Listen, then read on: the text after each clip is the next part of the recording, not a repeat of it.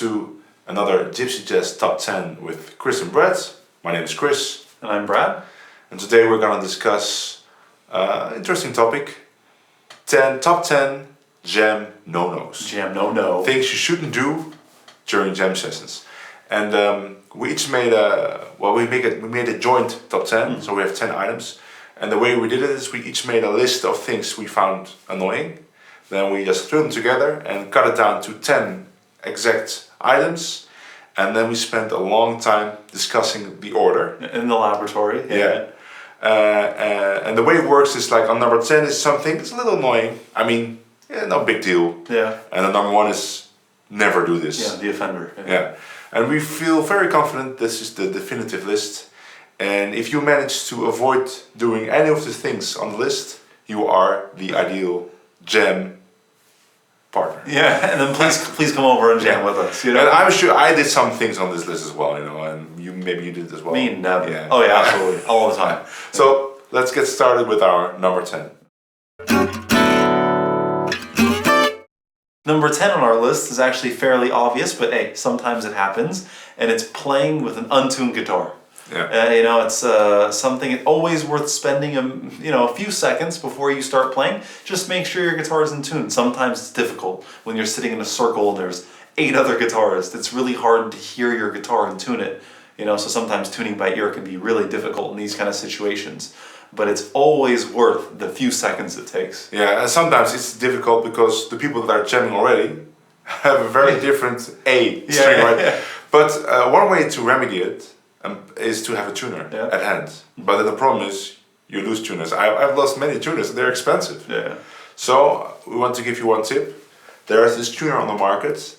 It used to belong, the brand used to be Planet Waves. So maybe you can find it in stores on that name. But nowadays it's the Dario. Okay. And they make this headstock tuner, which you can leave on the guitar. And it's very small. Mm-hmm. And you will never have to take it off, so you will always have a tuner at hand. And also it's hidden. Yeah, it's hidden. So because like a snark tuner is also really common and cheap, but it's very ugly. And it covers up the headstock, so you don't want that. It destroys the look of your guitar. Yeah, like this guitar, you have it too. Yeah, exactly. Right? Uh-huh. And then you're always in tune. You're sure you get in tune, and also the guitar is in tune with itself. Yeah, exactly. That's another thing, right? You could have the same A as the guitar player next to you, but maybe every chord you play sounds horrible.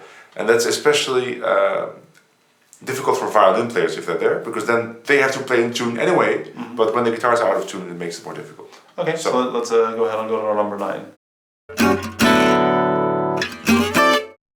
Number 9 is a pet peeve of mine, especially, and it is tagging every song. And if you don't know what tagging is, good for you, because I didn't know.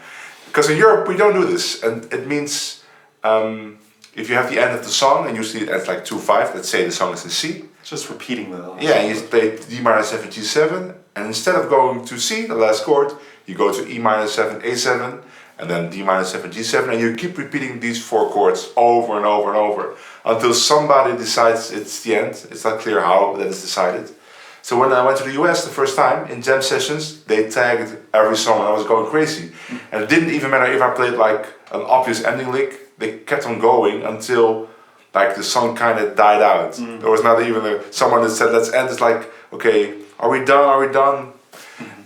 So my advice would be maybe tag 2 songs in the whole jam session, and the other songs they can just end with a nice ending lick. Yeah, because it's more up to the soloist. Yeah, who's playing the theme out to kind of lead everyone out. That's true. With a strong ending. But then it's really the soloist's responsibility to have a strong ending. Yeah, I would. Yeah, if the soloist, the guy that plays the melody out, the theme out, plays an obvious ending lick, that's the ending. Yeah. So it's the responsibility of. Yeah, you're right. Mm-hmm. Yeah. It's the responsibility of the guy that plays the theme. Mm-hmm. What I do when I want to tag, it's very rarely, I actually yell tag, tag, and then I do it maybe twice. Tag. I repeat it twice, and then it's the end. Yeah. Okay, great. Let's go to number 8. Number 8 is choosing strange tunes, or really unheard of tunes that have a really strange set of changes. And again, I mean, if you're playing with friends or you're at home, and you can play whatever tunes you want, of course, But when you're in a jam at a festival and you have a group of 8 people of all different levels, Yeah. a lot of them beginners, sometimes it just doesn't really work out. So I mean, we call these kind of jam busters, and they're songs that have really weird sets of changes that a lot of people don't know, or they have weird arrangements with codas, and it's like those are great tunes to play.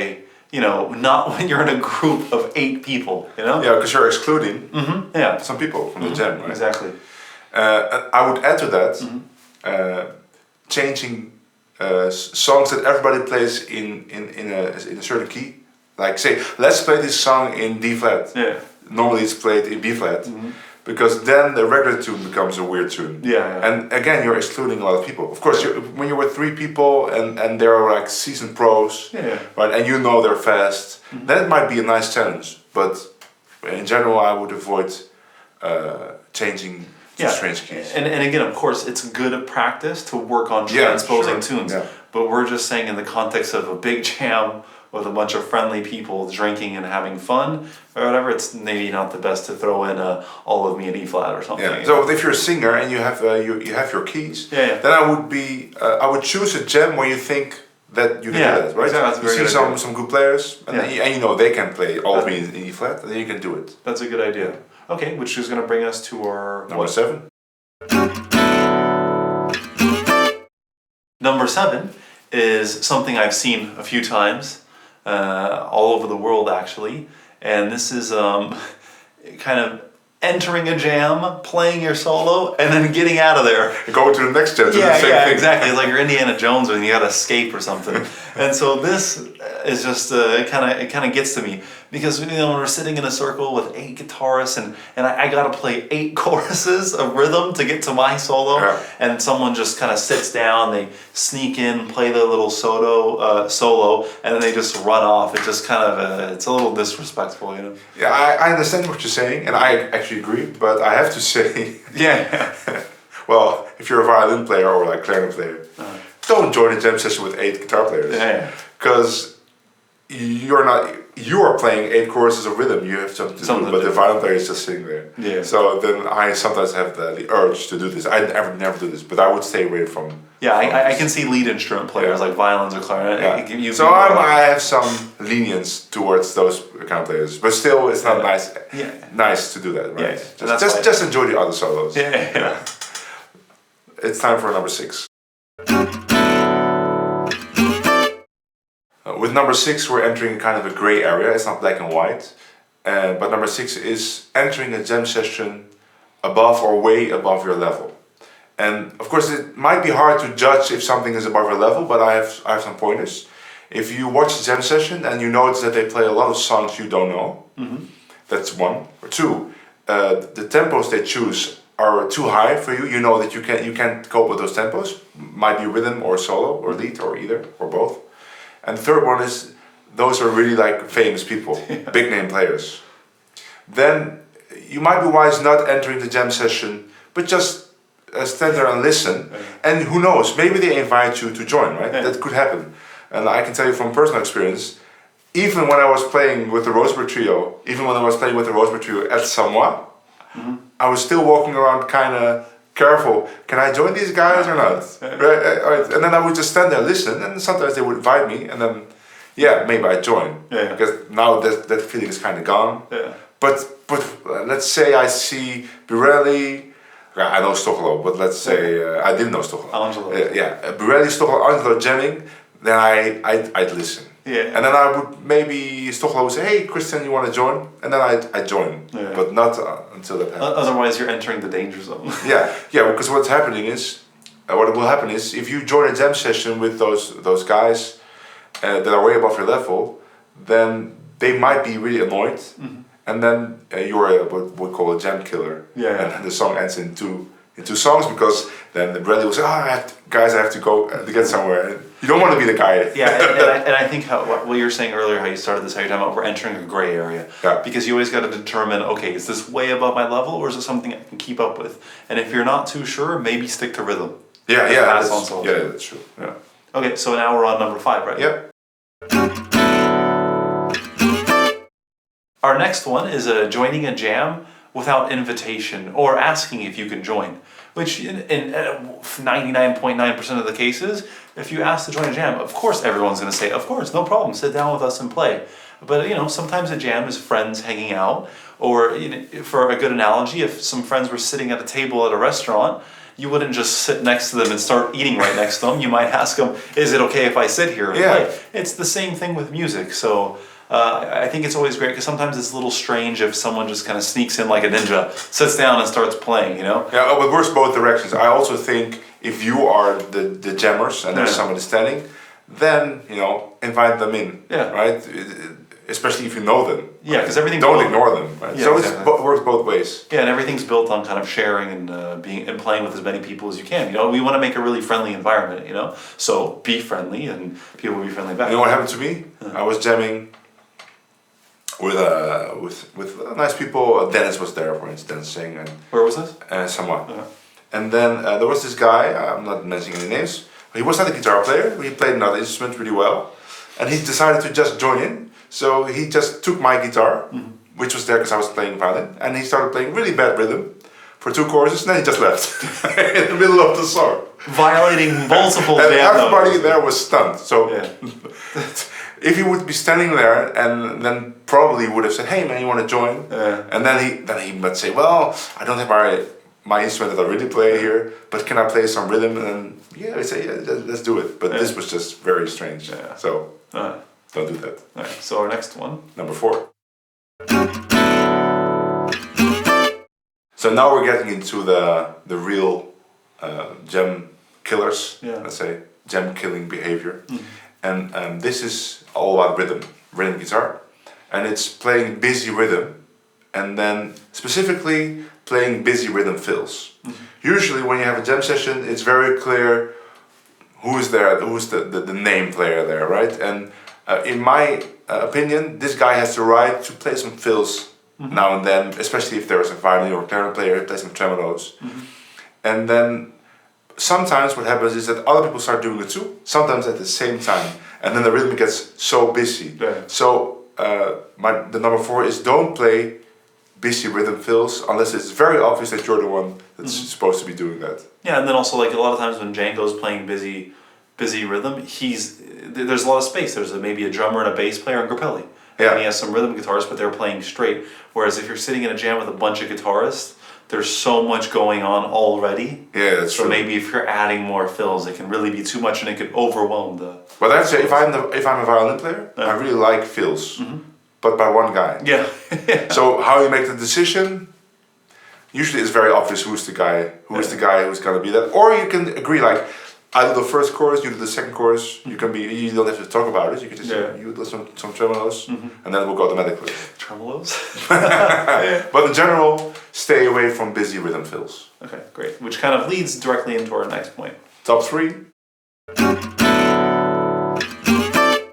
Okay, so now we're entering our top 3 jam no-nos. Okay, so number 3 is going to a jam that's already too big. In my experience, one of the biggest problems with a lot of festivals is when you go there and just the jams get out of control and they get too big. And usually when I say too big, I mean too many guitars. And you're never like, damn, that jam had way too many clarinet players or way too many violinists. Because, when you have all these people playing rhythm guitars, it forces the soloist to play extremely loud, and that's not nice. You can't produce a good tone, you can't play your ideas that you want to play anymore. Everyone is just struggling to be heard. It's a competition for sound almost, and to me that's one of the biggest contributors to bad jams. Right. Is when there's too many people, and then also when it's too big, everyone has to wait 20 minutes to solo. It's not fun. Yeah, it's not fun anymore, exactly. So my solution to that is if you see, let's say the jam is 5 guitar players. Well, 6 is okay, but if you're the 7th guitar player, maybe start a new jam. Yeah. Right? Start a new jam. Maybe one of those guys that's sitting there wants to start a jam with you, and then you have 2 jams of 3 or 4, right? Yeah, you can poach players from the other jams, Yeah, and I think everybody will be thankful. Unless, of course, you're taking away Stockholm or something. Really. So, don't get involved in the jams that already involve a lot of players. Right. So then we have getting our number 2. Number 2 is a big one, an important one. It's something we all have to deal with. Something probably we're all guilty of. Yeah. Sometimes because you can't help yourself. But it's playing solos that are way too long. And the way to gauge this is don't take the first solo, but just see what's happening, especially if you're joining later. What's happening in jam? Is everyone playing 2 choruses? Then play 2 choruses. Don't play 3 choruses. Even if you're really inspired, play the regular amount of choruses.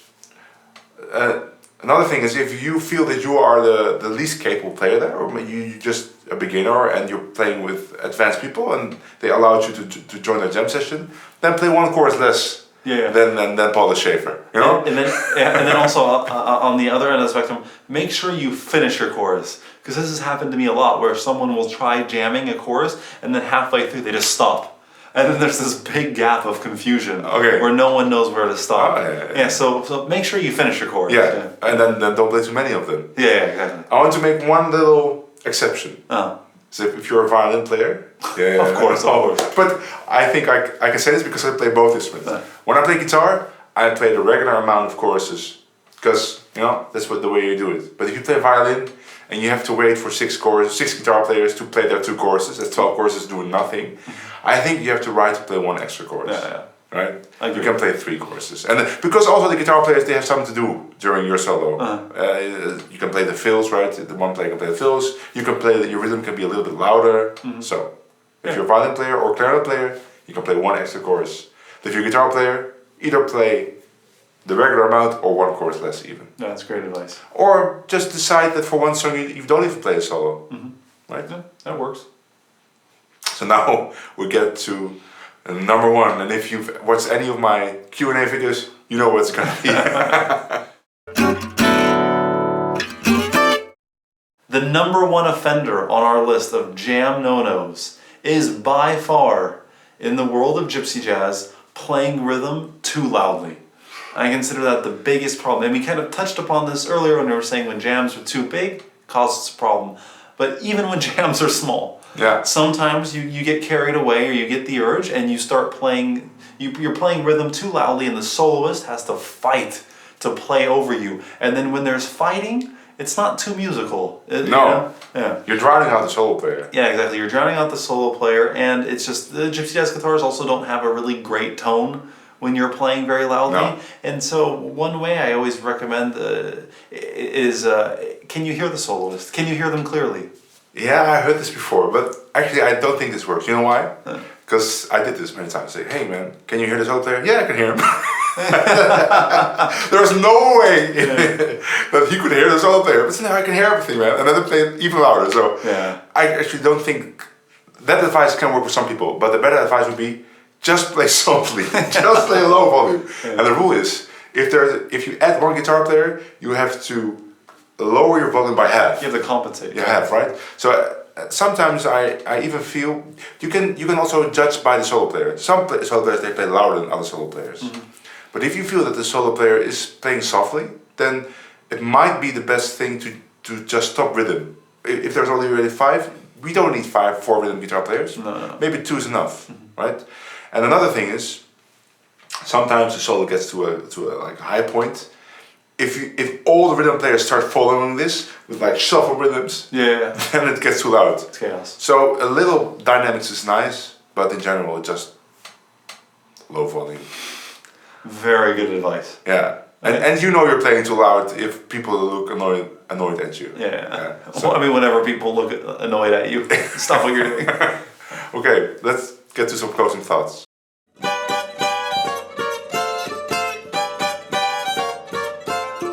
So when you look at this top 10 list, it might seem scary to go out and jam, but I actually feel that people in gypsies are very friendly, and so I mean just go out there and jam. And it's not hard to not do the things on this list, right? You just go out there and jam and have a great time. Yeah, and jamming is such a huge central part of gypsy jazz and in your development as a musician. So you really want to jam as much as possible, get invited to as many jams as possible, and you just want to have a good time. And our jam no-nos were kind of ways where people don't have the best of times, and we just want everyone to have fun. That's true. So I guess this was our top 10 jam no-nos. See you all at the next top 10. Alright. Alright? So speaking of jams, Chris, you want to play minor swing? Sure do, man. Let's go.